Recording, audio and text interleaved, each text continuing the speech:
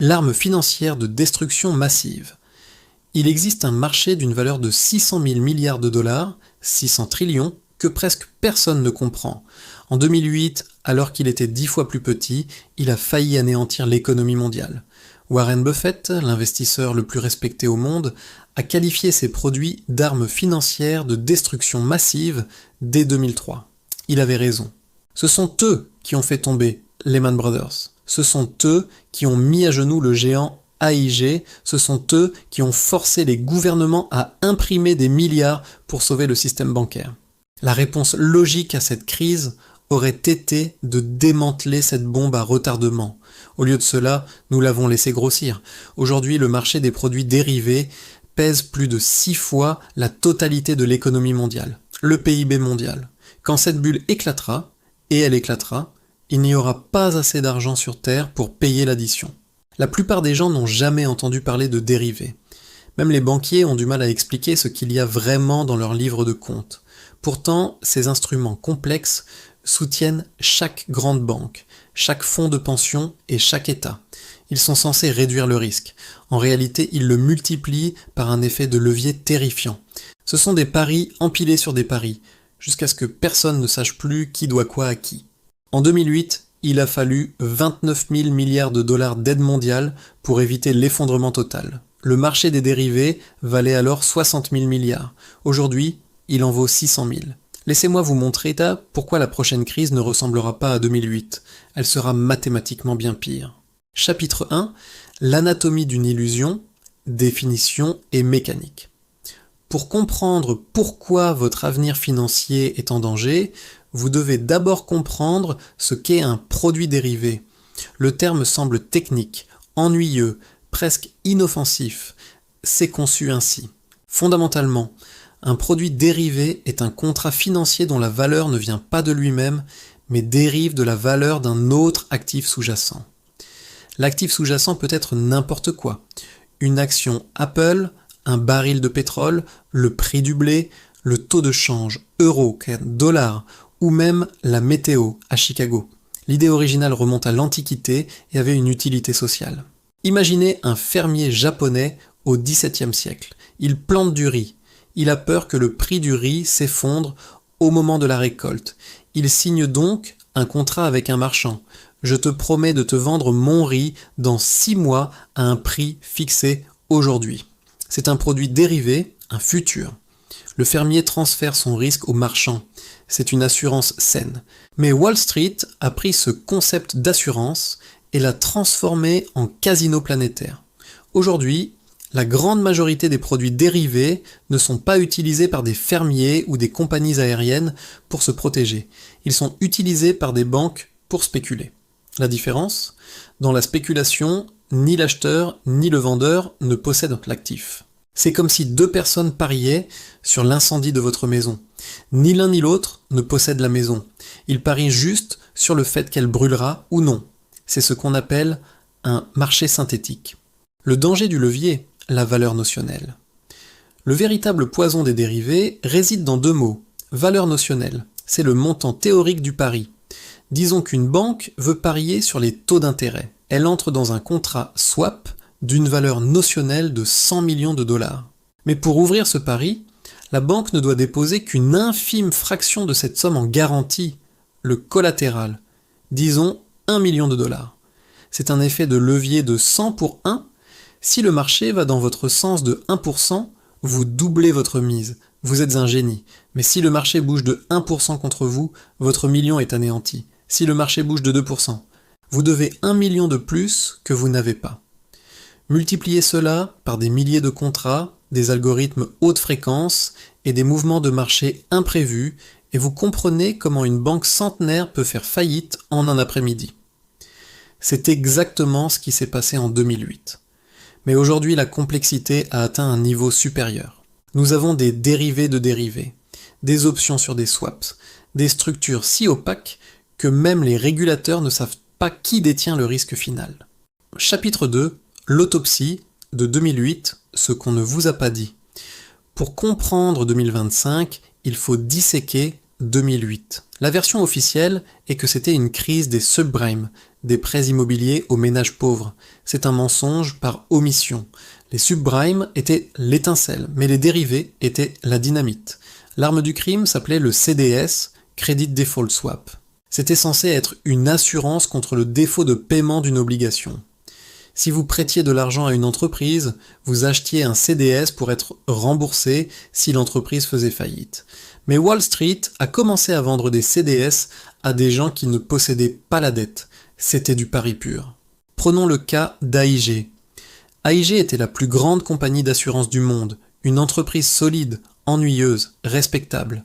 Mais à Londres, une petite division appelée AIG Financial Products a commencé à vendre des CDS sur l'immobilier américain. Ils ont vendu pour 500 milliards de dollars d'assurance. Ils encaissaient pas les primes chaque mois, ce qui gonflait leurs profits et leurs bonus. Ils pensaient que l'immobilier américain ne baisserait jamais à l'échelle nationale. Leur modèle mathématique disait que c'était impossible. Mais quand l'immobilier a baissé en 2007-2008, la valeur de ces contrats s'est retournée contre eux. Soudain, les banques qui avaient acheté ces assurances, Goldman Sachs, Société Générale, Deutsche Bank, ont frappé à la porte d'AIG. La maison brûle, payez-nous. AIG devait sortir des dizaines de milliards de dollars de collatéral immédiatement. Ils ne les avaient pas. En septembre 2008, le gouvernement américain a dû intervenir. Ils ont injecté 85 milliards, puis au total 180 milliards de dollars pour sauver AIG, le secret du sauvetage. Pourquoi sauver AIG ? Le gouvernement se fichait des employés d'AIG. Ils ont sauvé AIG parce que si AIG faisait faillite, elle ne pouvait pas payer Goldman Sachs ni les banques européennes. Si ces banques ne recevaient pas l'argent des dérivés, elles devenaient insolvables à leur tour. Le bail-out d'AIG était en réalité un transfert direct d'argent du contribuable américain vers les caisses des banques d'investissement mondiales, via le conduit des produits dérivés. C'est la démonstration ultime du risque de contrepartie. Dans un marché de dérivés, vous êtes aussi solide que la personne avec qui vous pariez. Si votre partenaire de jeu meurt, vous ne gagnez pas. Vous mourrez avec lui. Chapitre 3. La bombe a grossi. 2008-2025. Après cette expérience de mort imminente, on aurait pu s'attendre à ce que les régulateurs interdisent ces pratiques. La loi Dodd-Frank aux États-Unis a promis de nettoyer le système. Elle a forcé certains dérivés à passer par des chambres de compensation centrales pour plus de transparence. Mais les banques ont fait un lobbying féroce. Elles ont argumenté que les dérivés étaient essentiels à la liquidité. Résultat, le marché n'a pas diminué. Il a explosé. De 60 000 milliards en 2008, nous sommes passés à plus de 600 000 milliards en valeur notionnelle aujourd'hui. Certaines estimations, incluant le shadow banking, parlent même d'un quadrillion, soit 10 000 milliards. La concentration du risque. Ce qui est encore plus effrayant que la taille, c'est la concentration. Aux États-Unis, environ 90% de toute l'exposition aux dérivés est détenue par seulement 4 banques.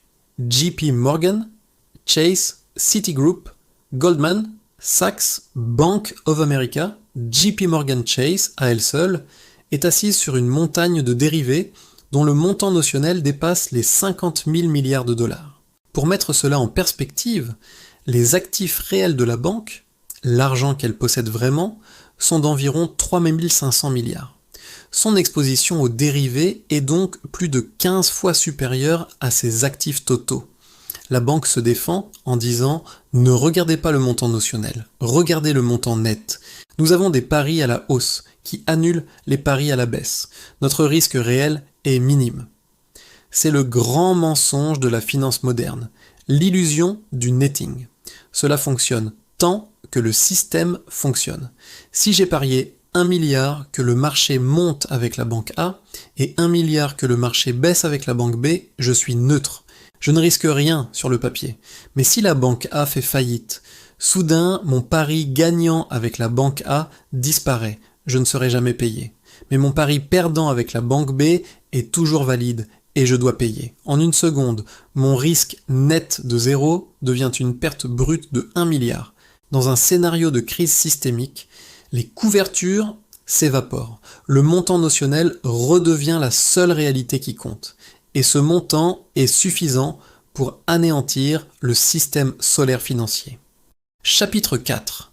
Les déclencheurs. Pourquoi maintenant? Pourquoi cette bombe n'a-t-elle pas encore explosé? Parce que pendant 15 ans, 2008-2022, les taux d'intérêt étaient à zéro. Les taux zéro agissent comme un anesthésiant. Ils masquent les erreurs. Le coût de détention des positions est nul. La volatilité est écrasée par l'impression monétaire des banques centrales. Mais cette ère est terminée. Nous sommes entrés dans un nouveau régime de volatilité et les déclencheurs du prochain crack des dérivés sont déjà en train de clignoter. Déclencheur 1, le choc des taux d'intérêt, la masse de 500 trillions. La plus grande partie du marché des dérivés, environ 80%, concerne les taux d'intérêt. Ce sont des paris sur la direction des taux des banques centrales.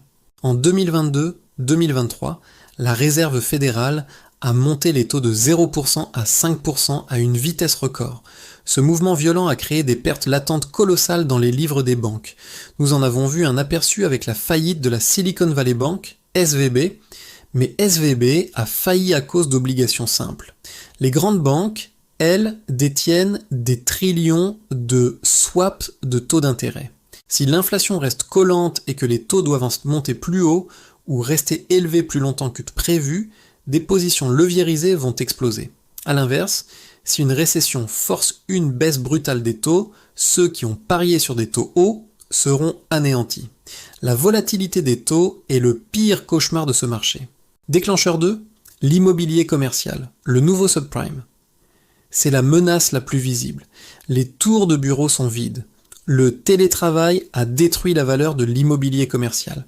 Il y a plus de 2000 milliards de prêts immobiliers commerciaux qui arrivent à échéance d'ici 2026. Ils ne pourront pas être refinancés au taux actuel. Les propriétaires vont faire défaut. Or, ces prêts sont assurés par des dérivés et empaquetés dans des produits complexes, CMBS. Qui a vendu l'assurance? Qui détient le risque? Principalement des fonds de pension, des assureurs et des banques régionales, tous liés aux grandes banques par des contrats dérivés. Quand les défauts vont s'accélérer, la chaîne de contagion va s'activer. Déclencheur 3, le marché des devises, Forex. Avec la guerre économique mondiale, la dédollarisation et la montée des BRICS, le marché d'échange devient erratique. Le yen japonais, par exemple, est au cœur d'une stratégie massive appelée le carry trade. Des fonds empruntent en yens, pas cher, pour investir en dollars. Des trillions de dérivés soutiennent ce commerce. Si la Banque du Japon est forcée de monter ses taux pour sauver sa monnaie, ce carry trade se déboucle violemment. Cela pourrait déclencher un appel de marge mondial, forçant la liquidation d'actifs partout sur la planète pour rembourser les dettes en yens. Chapitre 5. Pourquoi il n'y aura pas de sauvetage? Le scénario terminal. C'est ici que nous devons faire face à la réalité mathématique la plus effrayante. En 2008, le système a été sauvé parce que les gouvernements avaient encore de la marge de manœuvre. La dette des États-Unis était de 10 000 milliards. Les taux pouvaient être baissés. L'inflation était inexistante. En 2025, la situation est radicalement différente. 1. Les États sont insolvables. La dette américaine approche les 36 000 milliards. Le déficit annuel est de 2 000 milliards en temps de paix. Si une crise des dérivés éclate et nécessite un sauvetage de 10 ou 20 000 milliards, ce qui est plausible vu la taille du marché, d'où viendra l'argent? Les États ne peuvent pas l'emprunter. Le marché obligataire s'effondrerait sous le poids d'une telle émission de dette. 2. Le piège de l'inflation. La seule option serait que la Réserve fédérale imprime l'argent, quantitative easing à l'infini. Mais en 2008, imprimer de l'argent n'a pas créé d'inflation immédiate dans les biens de consommation. En 2025, après la crise inflationniste post-Covid, nous savons que l'impression monétaire crée de l'inflation. Si la Fed imprime 20 000 milliards pour sauver Wall Street, elle détruit le dollar. Elle déclenche une hyperinflation qui anéantira la classe moyenne et provoquera des émeutes de la faim. La Fed sera face à un choix impossible, soit laisser le système bancaire s'effondrer, dépression déflationniste, soit sauver le système bancaire en sacrifiant la monnaie, hyperinflation. L'histoire montre qu'ils choisissent toujours l'inflation. 3. L'impasse politique. Il y a aussi une contrainte sociale. En 2008, le peuple était en colère, mais passif. Aujourd'hui, le populisme est partout. La confiance dans les institutions est nulle. Tenter de faire passer un nouveau plan de sauvetage des banquiers, bailout, avec l'argent des contribuables, pourrait déclencher une véritable insurrection civile. Le concept de too big to fail, trop gros pour faire faillite, s'est transformé en too big to save, trop gros pour être sauvé. Chapitre 6. Le jour d'après. À quoi ressemble l'explosion ? Si ce marché explose, cela ne ressemblera pas à une chute lente de la bourse, ce sera un arrêt cardiaque du système. C'est ce qu'on appelle un credit freeze, gel du crédit. Dans un monde de dérivés, personne ne sait qui est solvable. Si JP Morgan a des problèmes, alors personne ne fait confiance à personne. Les banques arrêtent de se prêter de l'argent entre elles au jour le jour. Les distributeurs automatiques pourraient cesser de fonctionner ou limiter les retraits. Les cartes de crédit pourraient être refusées. Les chaînes d'approvisionnement, qui dépendent des lettres de crédit bancaire, se figent. Les rayons des magasins se vident, non pas par manque de produits, mais par manque de financement pour les transporter. C'est le scénario Ice Nine, décrit par certains analystes financiers, un gel instantané de toute la liquidité mondiale. Les autorités réagiront probablement par la force brute. Fermeture des bourses, bank holiday, contrôle des capitaux, interdiction de sortir votre argent du pays ou vers des cryptos. Mise en place forcée de monnaie numérique de banque centrale, CBDC, pour réinitialiser le système et injecter de la liquidité directement en contournant les banques faillies. Y est préparé l'inévitable. Ce documentaire n'a pas pour but de vous terrifier sans raison, mais de vous sortir du biais de normalité. Le fait que ce système ait tenu 15 ans de plus que prévu ne signifie pas qu'il est solide.